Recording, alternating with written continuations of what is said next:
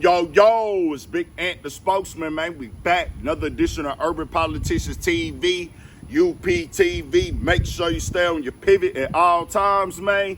Had to come tap in as the clips got the timeline jumping today once again. Now, they recently announced that they had a new album coming out, put out a single called Ace of Trumpets, put a dope visual with it, gave that throwback old school clips, classic hip hop sound and vibe to it. Got the people anticipating and waiting. Also, a GQ interview that they had did came out as well, where Pusha T let people in on some news why he left Def Jam. They were upset about how things were going with the Kendrick Lamar verse that he had on. So that hit the headlines heavy. Well, today they put out another single called So Be It. Well, Pusha T took some shots that went directly at Travis Scott. Verse 4, Pusha T, you cried in front of me. You died in front of me. Calabasas took your B and your pride in front of me. Her Utopia had to move it right up the street and her lips gloss was popping. She ain't need you to eat. The net gon' call it the way they see it, but I got the video. I could share it, AE it. They wouldn't believe it, but I can't unsee it. Luckily, I ain't TMZ it. So be it. So be it. This is culturally inappropriate. Now, he did a write-up with GQ already, and they decided to release it now, and they put up in this write-up that they held on to it until this verse came out. When I asked Push why he went in like that, he cited Travis's 2023 song Meltdown, which had come up earlier in our discussion of recent shots and taunts Drake had been throwing. The song's title comes from Drake declaring in a guest verse that he melt down the chains that I bought from your boss, give a F about all of that heritage-ish, a reference to the classic Pete Neptune's era jewelry Drake bought through Pharrell's Jupiter auction site. Travis is in Switzerland on that song, but the fact that Utopia features production and vocals from Pharrell elsewhere on the album, and that Travis made a show of teasing the album by filming himself playing it for Pharrell, didn't sit right with Push, who reveals he was also there that day. The true context of that is we were in Paris, literally working, and he was calling to play P's new album. He came to Pharrell's studio at the Louis Vuitton headquarters where Clips recorded most of the Let God Sort Him Out. He interrupted the session, Pusha recalled. He sees me and Malice there. He's like, oh man, everybody's here. He's smiling, laughing, jumping around, doing his effing monkey dance. We weren't into the music, but he wanted to play it, wanted to film us and Pharrell listening to it. And then a week later, you hear Meltdown, which he didn't play. He played the song, but not Drake's verse. Push was quick to add that he doesn't hold Travis to any standard, because as he sees it, Travis has a pattern of remaining conveniently neutral when it suits him. He's done this a lot. He has no picks. He'll do this with anybody. He did it with Sicko Mode, on which Drake seems to diss Kanye, despite Travis's close ties to him.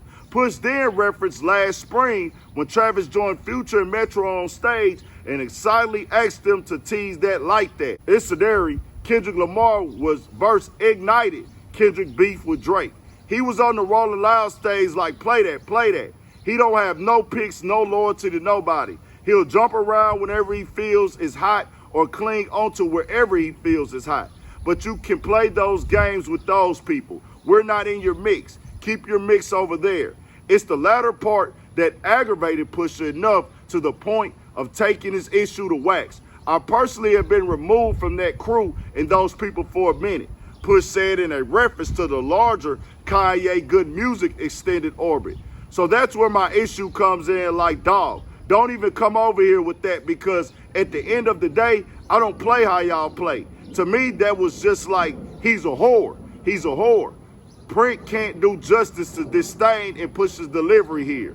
And they went more in depth into it on this GQ interview right here in the write-up. And Pusha T talked about the point when they asked him, well, people are going to say you dissing Travis Scott now, along with Kanye West and these people for shock jock value and things like that. And he like, nah, it's about the principle with me. It's the fact that he went out of his way to come play us his music. We didn't ask to hear it. You pull up to our session, you got Pharrell on the album, speaking, losing vocals or whatever. You got production and help with Pharrell on the album, and us co-signing the album. But you did put a song on there that's a diss record towards us for Drake, and even named it the Meltdown of him dissing us and the concept of him dissing us on that same album, but you never let us hear that verse. You didn't tell us nothing. So he's saying, hey, y'all are just moving flawed over there, so I'm gonna go all the way at y'all in this moment right now. When it comes to the bars he gave Kanye right here, he's referencing stuff that he knows in private.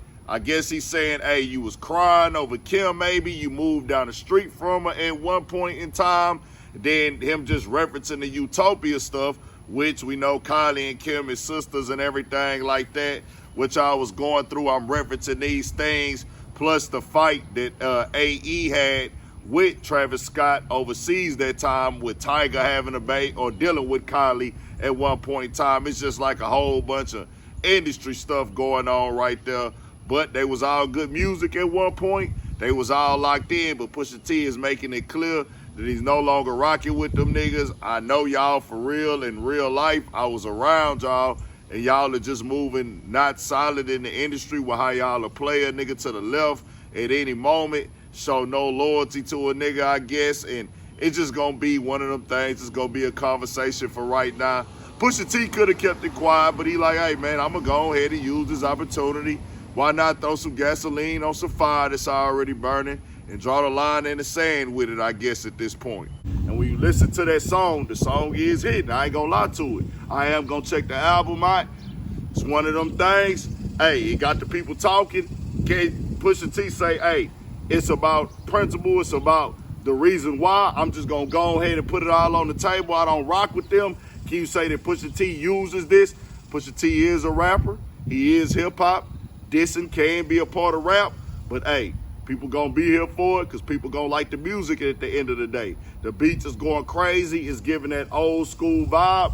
Most definitely, the play worked out. The plan worked out. If you feel it was a play, Pusha T say, hey, nigga, I rap. I'm just getting it all off my chest. Niggas is coming around, and it ain't what you doing. It ain't about that you rock with Drake or you rock with these other artists on either side. It's the way that you do it and how you do it to where, hey, bro, you really sit up there and played us right in our face like we less than niggas to a certain extent. Like, hold on, bro. You really also plotting and scheming. That's Pusha T side of it. We'll see what happens. I'm here for the song. I'm here for the music. Let's get to it. Tell me what y'all think. We got more coming, more videos, all that. 1000 for shit show. Stay on your pivot.